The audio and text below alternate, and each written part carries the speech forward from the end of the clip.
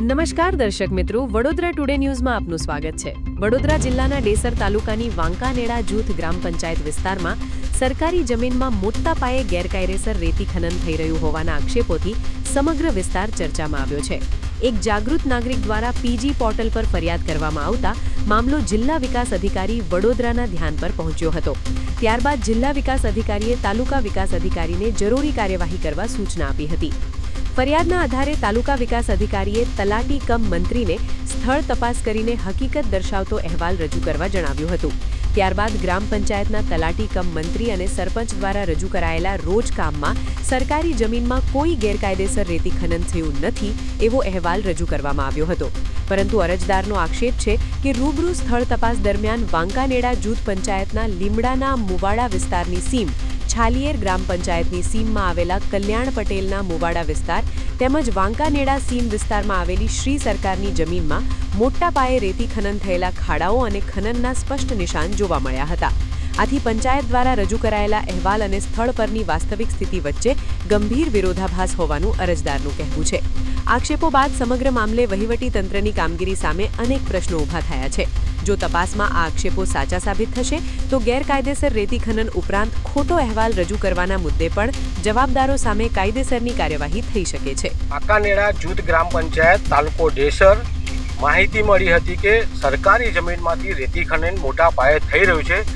તે સમય દરમિયાન પીજી પોર્ટલ પર ફરિયાદ દાખલ કરી હતી અને ફરિયાદ દાખલ જ્યારે કરી તેના જવાબમાં સરપંચ અને તલાટી કમ મંત્રી દ્વારા પંચક્યાસ કરીને માહિતી આપવામાં આવી છે, જવાબ આપવામાં આવ્યો છે કે આવું કોઈ રેતી ખનન થતું નથી અને થઈ રહ્યું નથી। સાથે જે પંચોએ સહી કરી છે એ પંચોમાં પણ એક રેતી ખનન માફિયાની સહી છે। બીજી બાજુ તાલુકા વિકાસ અધિકારી પણ આમાં ક્યાંક સંડોવાયેલા છે, એમણે પણ રિપોર્ટમાં જીમાં જી હામાં હા કર્યું છે।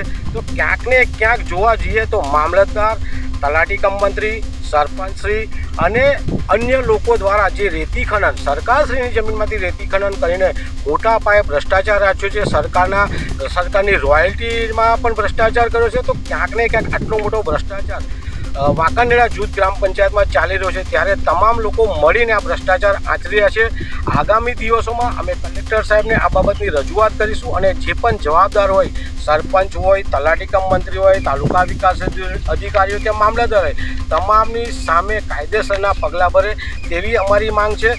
આજે આ તમામ સરકારી જગ્યાએ અમે આવ્યા છે ત્યારે આ તમામ જગ્યા પર ખોદકામ ચાલુ છે, રેતી ખનન થઈ રહ્યું છે, મશીનો પણ અહીંયા પડ્યા છે અને ખૂબ જ મોટા પાયે રેતી ખનન જ્યારે થઈ રહ્યું હોય ત્યારે આ સરકારી તંત્ર શું આંખો બંધ કરીને બેસી રહ્યું છે?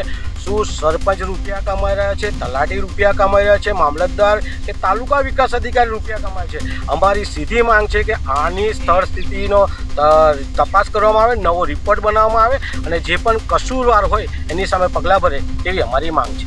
આવા જ તમામ લેટેસ્ટ અપડેટ માટે જોતા રહો વડોદરા ટુડે ન્યૂઝ। નવું વર્ષ એટલે કે વિક્રમ સંવત 2082ના શરૂઆતથી વડોદરા ટુડે ન્યૂઝ ચેનલના ગુજરાત રાજ્યના તમામ શહેરના, તાલુકા, જિલ્લાના દર્શક મિત્રોને ખાસ વિનંતી કે અમારા વડોદરા ટુડે ન્યૂઝના તમામ સમાચાર જોવા માટે હવે અમારા ફેસબુક, યુટ્યુબ, ઇન્સ્ટાગ્રામના પેજને લાઇક કરો, શેર કરો, સબસ્ક્રાઇબ કરો અને કોઈપણ સમાચાર અને જાહેરાત અને તમારા વિસ્તારમાં કોઈપણ જાતની ગેરકાયદેસર પ્રવૃત્તિઓ ચાલતી હોય અને ભ્રષ્ટાચારની પોલ ખોલવી હોય તો અમારા વોટ્સએપ નંબર 9687328624 અથવા તો 9687906224 પર સંપર્ક કરવા વિનંતી।